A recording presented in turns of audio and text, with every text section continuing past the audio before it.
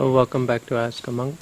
Today's questions come from Papillon BLN1, who asks some technical questions. How many times a day could one meditate? How long does one have to meditate per session for the first time? Then does one increase the session time of meditation? If yes, when? Okay, so questions about a technical practice of meditation. The first thing to realize is that meditation, ideally, in its developed form, should be constant. It should be something that is carried out for all of your waking hours. So even sitting here talking to you, I'm aware of the fact that I'm sitting. I meditate on the sitting position, the awareness of the sitting, aware of the lips moving, aware of the sounds of the nature around me. And the meditation is being aware of that and seeing it clearly for what it is, using this mantra. I mean, even when you're talking, you can say to yourself, feeling the lips moving or so on, you can carry this out.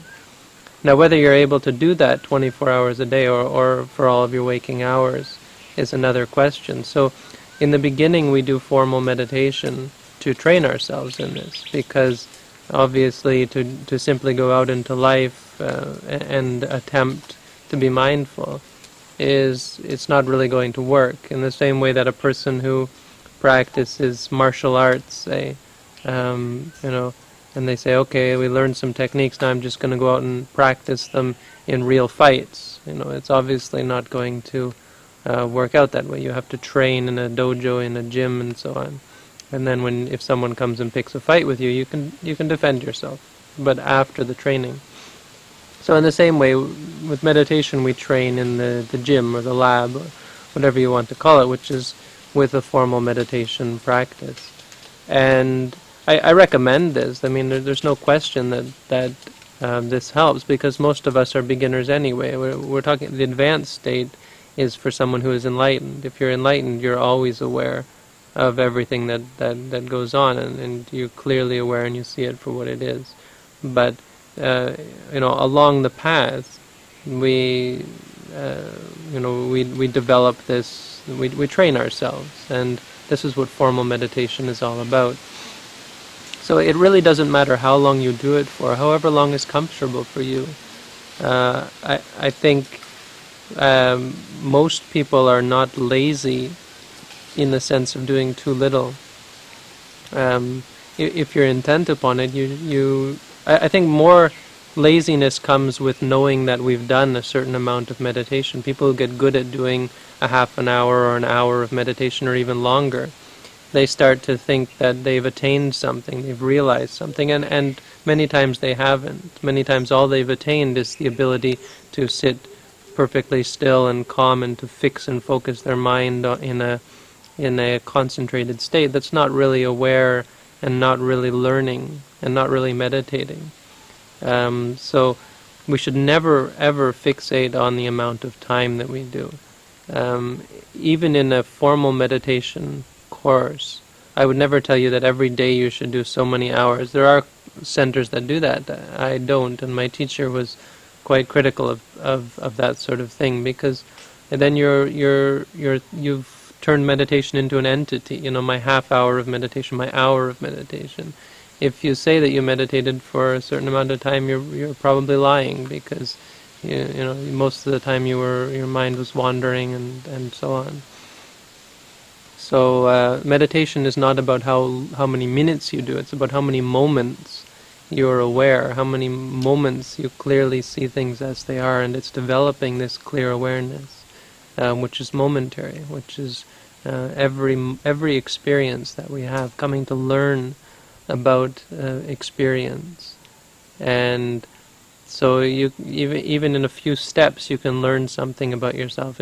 Watching the breath, if you really are aware, just knowing this is the rising, this is the falling, and saying to yourself, rising, falling, and simply being with it as it is. Even just a few times is much better than sitting for an hour and forcing the breath and getting angry and getting frustrated and so on. actually that's beneficial as well, because it helps you learn that you're an angry person and so on. But any moment that you're actually meditating and learning and opening up and coming to accept and let go and simply be, and not just simply be, but to learn. Any moment that you're learning, that's a moment of meditation. But I think this isn't quite satisfactory for most people who want to set up a formal meditation during their life. So I recommend generally people to do meditation at least morning and evening. So do twice a day. If you have time during your normal daily routine, do another one. If you have a day off, you can take a day to practice meditation. There's no limit. As I said, you should be mindful the whole day through, but I don't think you'll be benefited by just filling your day up with meditation. There's a limit, especially when you're not on a meditation course. If you do an intensive meditation course, you can build up to many hours, because it's just natural. Your mind calms down and you're able to focus, and you don't have any desire to do this or do that. And as a result, you can do many hours of meditation. But even in that case, you have to take breaks, and more important is that you're mindful between the time you're meditating.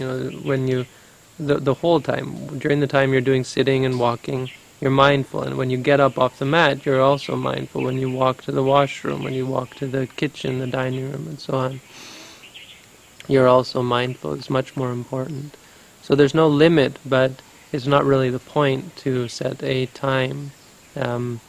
Another technical note is that we, obviously from the videos, we like to balance walking and sitting, but that's simply a technical aspect of meditation. And that's one of the reasons why a person might time their meditation. You time it not so that you can be sure you meditated so long, but so that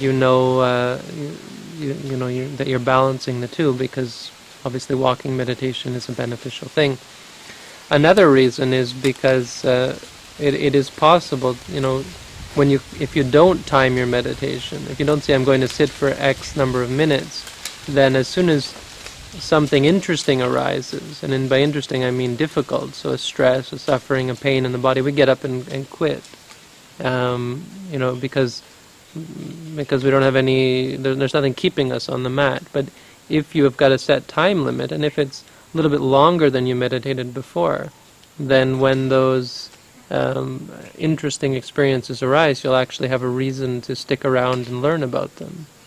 And that's where meditation has its real benefit.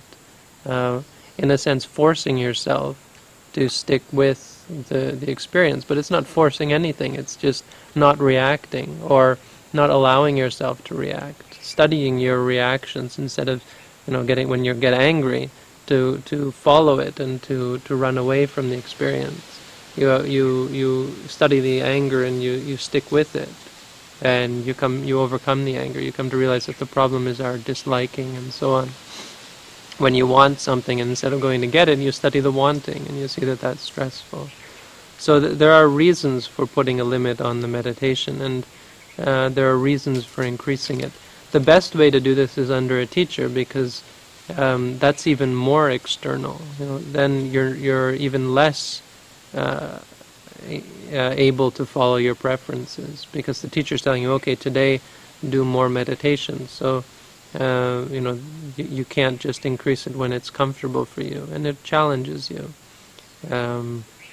I would recommend keeping it challenging, but as long as you're learning, unless you're in a formal meditation practice, it's going to change. And if you're so absorbed in the time of meditation, you're always going to be disappointed and stressed. You'll start to stress about your meditation. Oh, today I only did so much meditation, or I didn't have time to do full meditation, and which is really garbage. It's not real. I mean, when you're thinking like that, that's when you should be meditating. If you're so upset because you weren't able to meditate, or stressed, or worried about are you going to have time to meditate, that's when you should be meditating, when you're stressed. Instead of, that's when real progress is going to come about, because obviously you're the sort of person who thinks about the future and the past and worries about these things and is upset by them.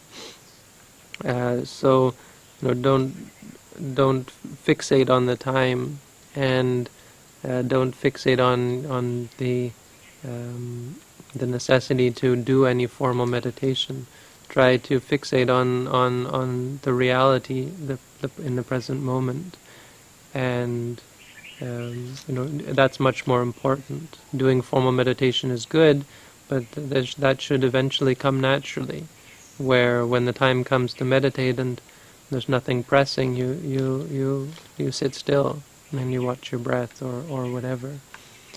So I hope that helps, and that you're able to set up a dedicated meditation practice and continue to develop, to train yourself and be able to realize the truth of life and reality. Okay? Thanks. All the best.